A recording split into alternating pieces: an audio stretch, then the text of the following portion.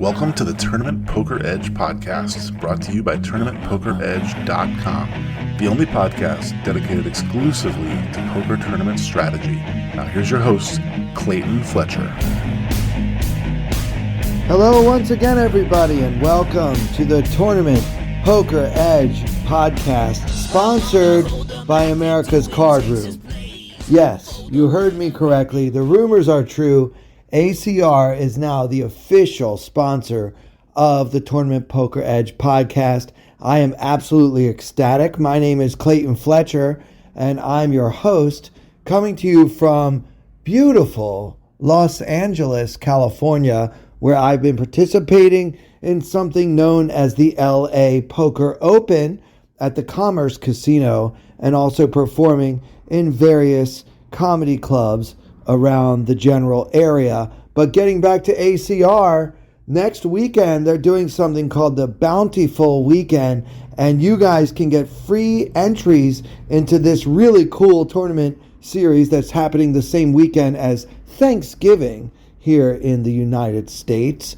And the way you do that is you want to click the link in the description of this podcast, where you will find the link to our Discord. You want to become a member of the TPE Discord and learn how you can get a seat into one of these bountiful weekend tournaments, courtesy of our brand new sponsor, America's Card Room. Now, what's going on with these bountiful weekend tournaments, it's a really cool idea. If they are PKOs, okay, obviously my favorite format, and a format that is growing and growing every day in popularity. The deal is, if you knock out an ACR Pro, which, by the way, I am not one. So if you knock me out, you don't get anything special, I don't think. But if you knock out any of the actual ACR Pros, the Ebony Kennys, the Chris Moneymakers, the Michael Longcar, you guys know the ACR Pros. Well, if you knock out any of them, you get double the amount that you would normally have collected for busting that player in the PKO format. So if the bounty is supposed to be $250, you would win $500. And we're going to be giving away tickets for you guys to free roll your way into these tournaments. You have to join our Discord by clicking the link in the description. All right, so obviously this has been a long time coming.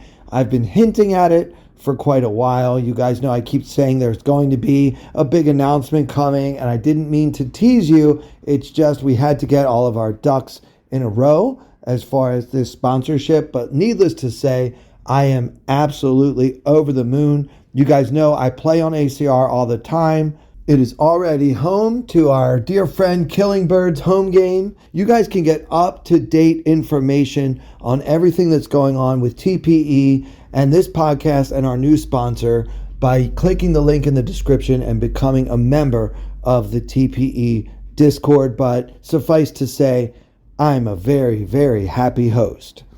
All right, let's get into the continuing coverage of the Venom PKO that I played in earlier this month. It's a $2,650 buy-in in the progressive knockout bounty format, and it's played on the aforementioned America's Card Room. So we're going to continue the same table that we were talking about on our previous episode last week.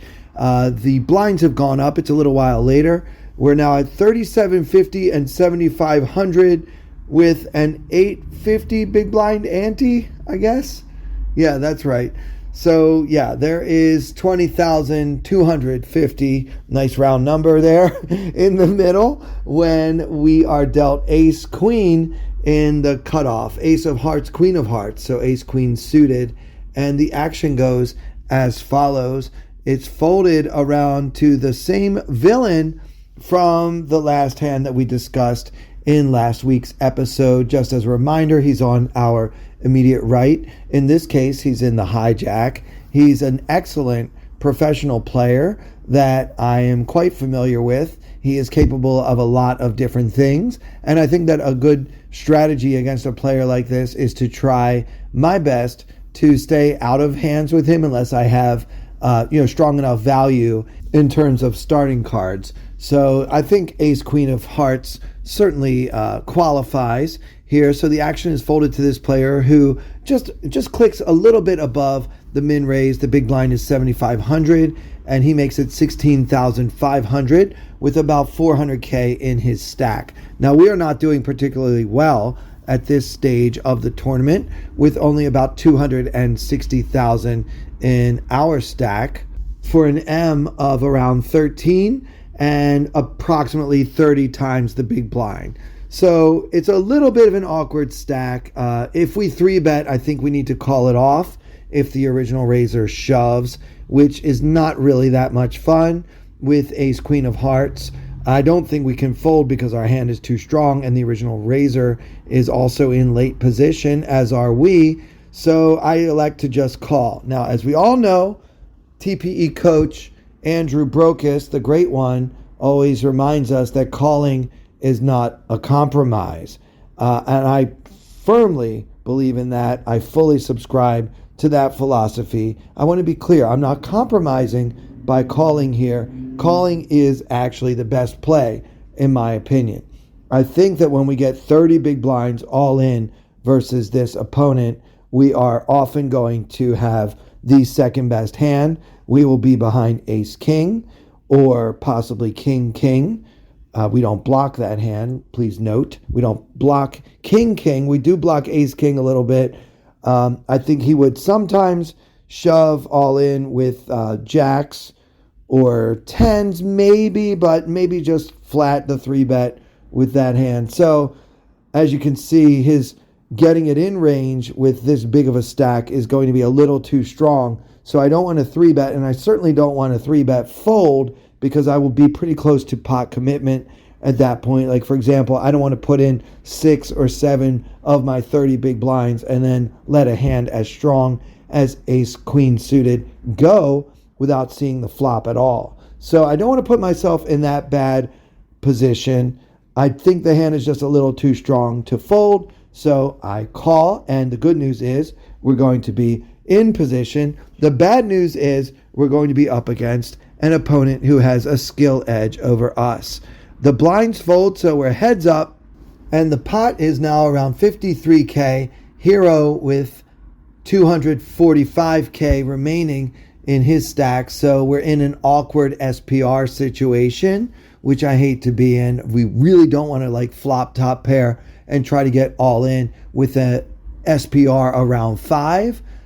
In that case, you would probably almost always be behind. It's just too many chips to put in with one pair. So we're going to have to do some type of pot control, even if we flop well, which, by the way, we are about to, as the flop comes. Queen of clubs, 5 of clubs, deuce of spades, queen 5 deuce with 2 clubs, hero holding the ace of hearts, queen of hearts, and the opponent checks on over to us. So what to do with ace queen? We've got top pair, top kicker. I think we need to bet for value.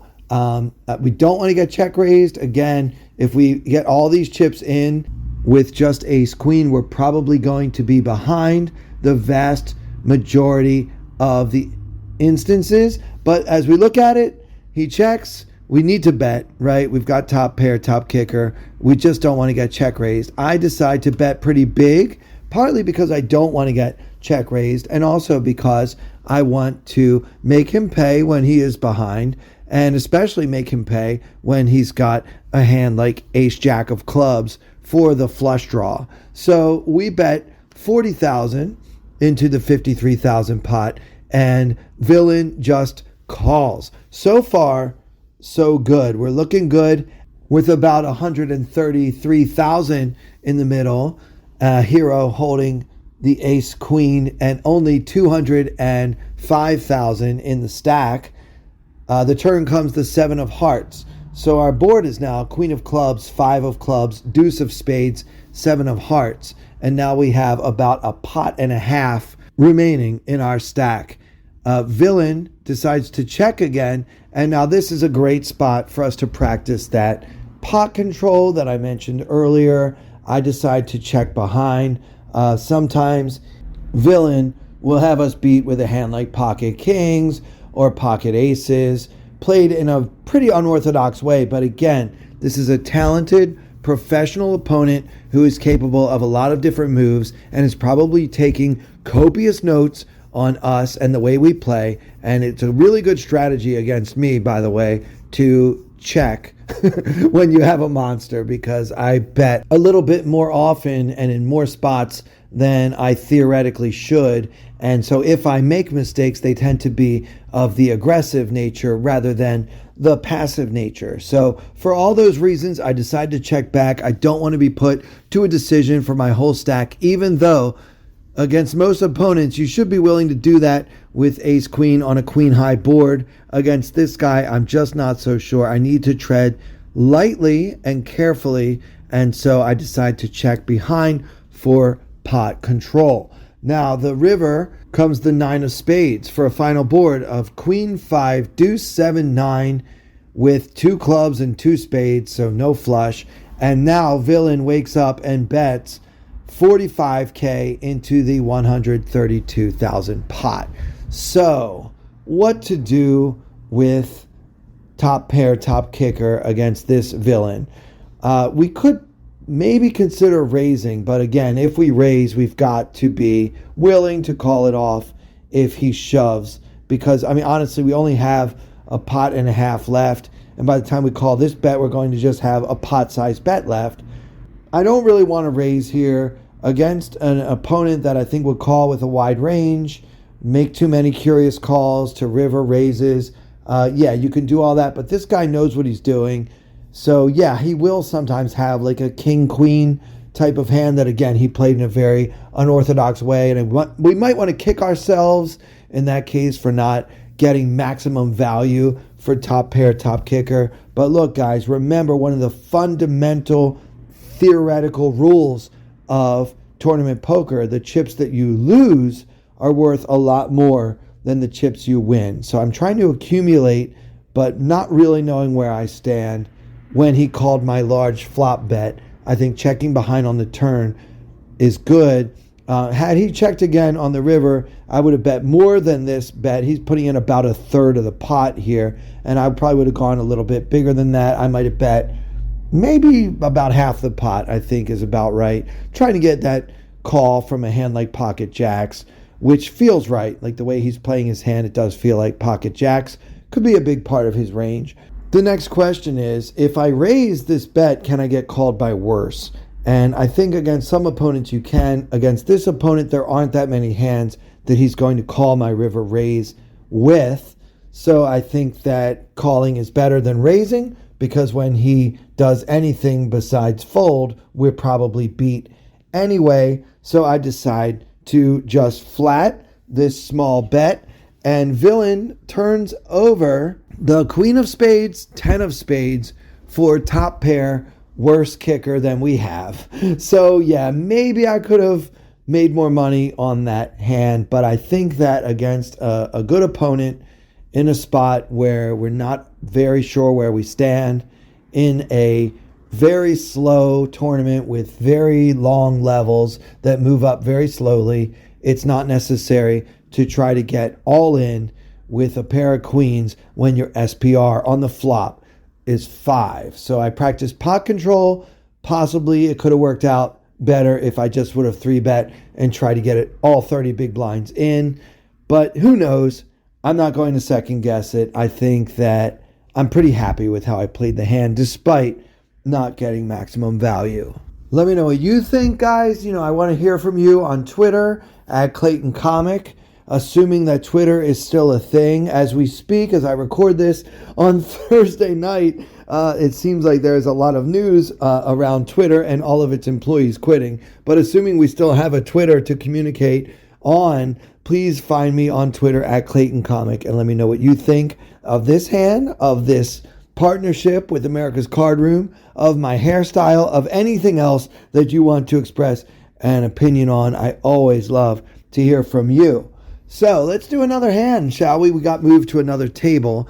And, I wasn't really loving that other table anyway. So I wasn't too disappointed about being moved. So the next hand I want to cover comes from the 4,500, 9,000 level. And of course, there's also an ante, and in this case, that ante is $1,200 per player. So this table is a little bit better than the other one. A lot of really loose action. We've only played like 2.5 orbits on this table, but it already feels a lot more comfortable for me. A lot of players just playing too many pots and playing them too passively. So, that's the vibe we're looking for in tournaments. That's kind of the easiest table to join. So I'm happy to be here with what I perceive to be a lot of inexperienced, or let's just say non-professional players. And one of those players has a whole lot of chips. By the way, I've been doing quite well at this table too, and my stack is now all the way up to 760,000, which is good for third place at this table, which features 2 players with over 1 million already in their stacks. So we've got some deep stack poker happening. There is one short stack at my table, and he's on my left with about 280,000. By the way, the average stack at this point in the tournament was around 480,000. And remember, the starting stack in the Venom PKO is 300,000. So the action goes one fold, and then the player in second position raises to 19,800 with 1.2 million behind. Now, I've only been at this table for about 2.5 orbits, but I've already noticed that this player is quite active. So the fact that he is raising from early position does not mean all that much to me. So the action folds to the player on my immediate right, who makes the call with 800,000 behind. So both of these guys have me covered. I should also mention there's an empty seat at this table, so we're actually playing 7-handed, and now I am next to act in the cutoff position, holding the ace of clubs, 8 of clubs. So what to do with ace 8 suited after 2 loose players have entered the pot. Now, both of these guys have been involved in way too many hands already. Now, of course, I've only been here for a short time, and you don't want to put too much stock in what you've already seen. But given that it is a 7-handed table, and given that I've already noticed a lot of action from these two, and given that I've already kind of made up my mind that neither of them is a professional poker player, I think there is a case to be made for getting involved here with the ace 8 suited. If you want to fold it, I'm absolutely fine with that. But if you want to call with it, I have some questions for you. So if your instinct is to call in this spot, just ask yourself, what am I really hoping to flop? Ace 8 suited is a pretty hard hand to hit the flop with, unless we have 2 clubs come out for a flush draw. Like if you flop a pair of 8s, you can't be sure it's good, especially if there's significant action after the flop. But how good are you at folding top pair, top kicker? If you flop a top pair of 8s, are you going to be stuck just losing a bunch of money with this hand? Also, if you flop an ace, you may or may not have a kicker problem. How many chips are you willing to lose finding out that your 8 kicker is no good? For those reasons, I don't like calling with this hand. I think that the choice should be either to fold it or to 3-bet. And in this spot, for the reasons I've already outlined, I decide to put in a healthy-ish 3-bet. Remember, the original open was to 19,000, and I made it 82,000 after one caller with my ace of clubs, 8 of clubs. And after that, everyone folded, and we never saw the flop. The reason I like 3-betting in position with this hand, especially with these deep stacks, remember guys, we have 80 plus big blinds in this situation. We've got a healthy M, and we do want to get the pots built up in any type of bounty tournament with the suited hands, because if we happen to make the nuts versus a lesser flush, we're going to want to be able to get all in come hell or high water. So that's another case for 3-betting. And I should have mentioned earlier that the caller actually had a pretty healthy bounty of over $3,000. At that point in the tournament, that was a pretty big bounty. So yeah, that's another reason to try to start chipping away at that stack. If I can get him to put a lot of his chips in, maybe take the chip lead away, and then I can have a shot at that big bounty prize. But that's not the main reason to do it. The main reason to do it is I'm exploiting the fact that these guys get involved in too many hands. Many times they're just going to fold like they do here, but sometimes these loose passive players will end up calling that 3-bet, and then I can usually win a nice pot on most flops, even if I don't get there. Now, just limping or just flat calling behind, rather, I think it's much harder for me to take control of the pot when I miss the flop, because the most likely player to bet the flop is going to be the original raiser. But when you're the 3-better, they tend to check to you, and then when nobody has anything, you are the one who usually wins. No limit hold'em, particularly with deeper stacks, tends to reward aggressive play. Now, don't take that concept too far, but I do not like calling with suited medium aces, even in position, in a tournament. So that was a pretty fun hand, and after that, I had more chips than almost everyone at the table. So I was pretty happy to see it. You love to see it. It's a great outcome. And because this is such a special episode where I finally get to spill the beans on the big news I've been hinting at for months now, I'm going to give you guys one more hand from the Venom PKO as played on America's Card Room. So we got moved to yet another table. This was maybe an hour or two later. Getting late in the day. I'm probably about 2/3 of the way through day one. I believe late registration was about to close, or maybe closed after, right before the level that we're playing now, which is 5,000, 10,000 with a 1,500 ante per player. In this hand, let's talk about this table first. My new table is, I'm in a pretty bad seat. To my left are two very well-known, world-beating internet players. They are some of the best players on the site. And on my immediate right is one of the absolute gods of ACR, a player who has played over 10,000 tournaments on ACR with an average buy-in of over $100 and an ability rating of 99 out of a possible 100 and an average ROI of 11%, which is just absolutely ridiculous at that buy-in level. This guy is capable of this, that, the other, and so much more. So I am surrounded by sharks. I hated being at this table, but the action folds to the button, who was an amateur player who's been doing pretty well.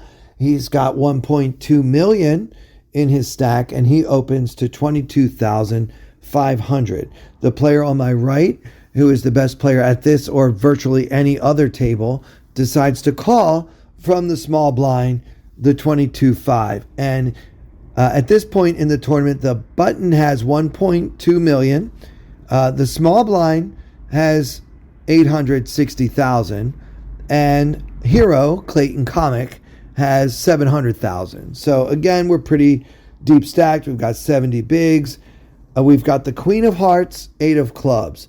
And if you were to tell me that because this good player in the small blind has entered the pot, and because Queen 8 is a very, very tricky hand to play, that you want to fold, even though you're getting 5.4 to 1, I actually don't hate it. I mean, against two opponents, 5.4 to 1 isn't all that compelling. The other side of the coin, however, is that we have position on the tough player. And, the not so tough player has position on both of us. But yeah, we're probably more worried about the small blind. What does this flat call from the small blind even mean? Like, how do you range a player like this? He's very aggressive. He's got about a 23 VPIP with an 18 PFR, a 4.1 PFA. I'm doing HUD stats now, so just bear with me if you don't know what these numbers mean. His pre-flop 3-bet is at 11%, and I have over 600 hands on this guy, which starts to become a significant number of hands. So he's an excellent player. He's very aggressive, and he's capable of a lot of moves. So I don't hate folding, but, we're trying to figure out what he has, right? So a player like that who flat calls in the small blind, he might be trapping with a monster. He might just have a hand that he wants to see the flop with from the small blind against what he probably perceives to be two opponents that he can beat. Like my stats on ACR, like my average buy-in is probably around $30, and my average ROI is probably around 4 or 5%. Like I'm winning on there, but not that much. It's a pretty tough thing to do online nowadays, get your online ROI up above 10%. I mean, it's really an elite crowd that has that kind of results over 10,000 tournaments. So yeah, I mean, it's very hard to get a read on what this means. I'm sure he's mixing up his play. He's going to have some, speculative hands in his calling range. He's going to have some traps in there. I can't just 3-bet willy-nilly and expect to take it down a lot. I would take it down some of the time, but yeah, I think Queen 8's a little too strong, believe it or not. I think that 3-betting with this hand, why turn Queen 8, which is semi-playable, into 7 deuce, which is not playable at all. Folding is okay. I decide to go ahead and call and see the flop. And so we're going 3 ways to the flop, and with 80,000 in the middle, hero with the Queen of Hearts, 8 of clubs, the flop comes Queen of diamonds, 5 of clubs, Tray of spades. So Queen, 5, Tray, rainbow. So we've got top pair and no kicker. The small blind checks, and you know what? I decide to check to the razor. Now, very often I remind you guys that when you're in a heads up situation, you want to always check to the razor, the pre-flop razor, unless you have a very short stack or some other compelling reason not to do so. And that the solvers pretty much always have us checking to the razor when we're out of position in heads up pots. Now, this is a 3-way pot, and the rules are a little bit different. A lot of solvers are showing us that we all need to be leading out more in these situations, like apparently waking up with a hand. So I could lead with top pair, and I will do that some of the time, but in this instance, I decide to check to the razor, who obliges me by betting 29,000 into the 80,000 pot. And what to do? The small blind thankfully folds and gets the heck out of my pot, and now I'm just left with the non-professional player, the recreational player, if you will, probably a satellite winner just based on what I've seen so far at this table and his HUD stats that I've been compiling. So I decide to just call. I want to keep him in there with his bluffs. I don't want to let him off the hook in case he wants to double or even triple barrel. I think that I need to mostly be checking and calling unless the board gets pretty ugly. So yeah, I decide to call. Let me know if you would also, again, Clayton Comic on Twitter, or if by the time you're hearing this, Twitter is no longer a thing because all the employees quit and the whole building collapsed, then you can just find me on the TPE Discord, which you can access by clicking the link in the description of this podcast. So let's recap. On the flop, 3 ways. Hero in the big blind with Queen 8. The flop was Queen 5 Tray. And it went check, check, bet, fold, and hero called. And now on the turn with 135K in the middle, hero with over 600K behind, the turn comes the 8 of diamonds for a board of Queen of diamonds, 5 of clubs, Tray of spades, 8 of diamonds. So Queen 5 Tray 8 with 2 diamonds, giving hero top 2 pair. And we check, and again, villain decides to bet, and this time he puts in a healthy 93,000 into the 135,000 pot. So we are ecstatic. We've got top 2 pair. At this point, we want our opponent to have a hand like pocket aces, pocket kings, something that's going to be willing to put in more chips. Now, do you guys want to raise this bet, or do you want to just call? Now, I'm afraid that we will lose the bluffs, like when he has just a nothing hand, like ace 10 or ace king, where he just doesn't have a pair yet. He's always going to fold to the check raise. But I believe, especially when we're in a PKO bounty situation, we need to be optimistic and try to get our stack above the average stack at the table, giving us access to all of the various bounty prizes, which at this point in the tournament, there's one guy at our table that has a bounty of over $4,800. So the bounties are really getting up there in some cases. We want to have everybody covered so we can collect those bounties. So let's be optimistic and target hands like pocket aces, pocket queens, ace queen, and the like. We check raise to 270,000, and I remember saying out loud, come on, baby, go all in. We really wanted him to shove, but unfortunately, Villain decides to fold. What do you guys think? Do you like the check raise on the turn? Do you think I should continue to slow play and hope that he might triple barrel bluff? Note that we do not have a diamond, and there are 2 diamonds on the board, so possibly we are protecting a little bit from various flush draws our opponent may have picked up on the turn. Now, a lot of people's double barrel range only includes turn cards that improve their equity in the hand. So maybe it is valuable to just make those hands pay to see the river if they're so inclined. The theory being that Villain would have checked behind if he had not picked up additional equity on the turn. So maybe we're just going to be able to get a lot of chips in when he's got a hand like ace king of diamonds or pocket aces, pocket kings. So with that logic, I really do like the check raise, even though it didn't work out this time. But as always, I want to know what you guys think. This episode has been chock full of strategy, but the bottom line is I am on cloud 9 to be able to finally tell you guys about our new relationship with America's Card Room. Now, you guys know Derek Killingbird Tenbush has had his home game on there for a long time. He is an ACR stormer, as are several of our previous guests. But now things are getting so official that as the official sponsor of the Tournament Poker Edge podcast, ACR has gone so far to make me my own avatar. So if you end up at my table on ACR, you will no longer see me as a basketball player, but rather you will see a beautiful rendering of me, either looking happy or looking frustrated or looking however an avatar can look in a poker hand. So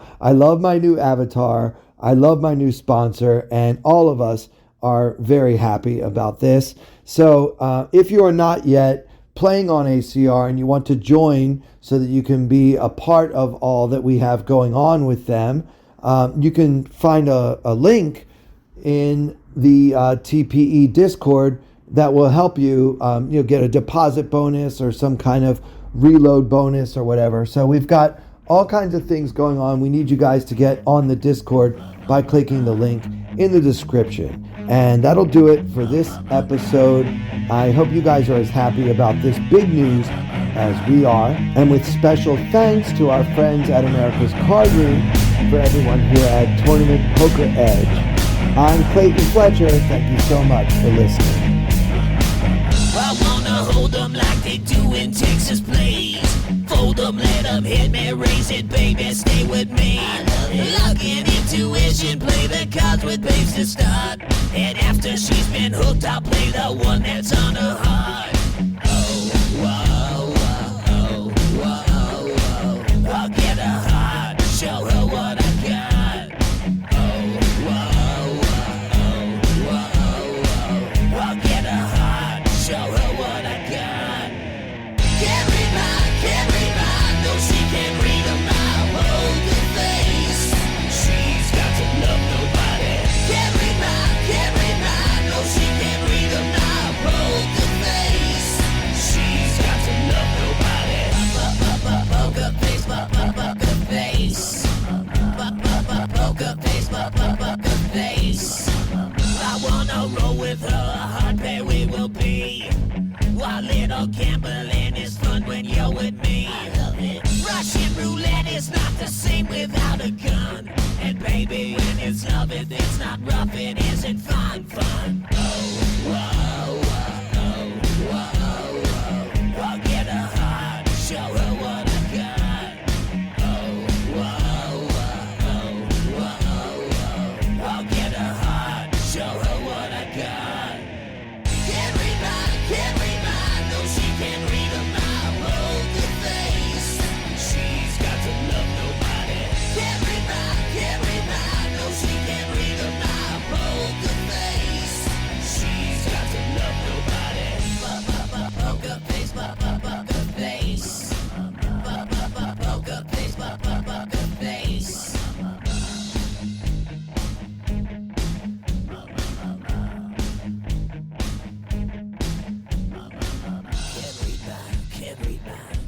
can't read.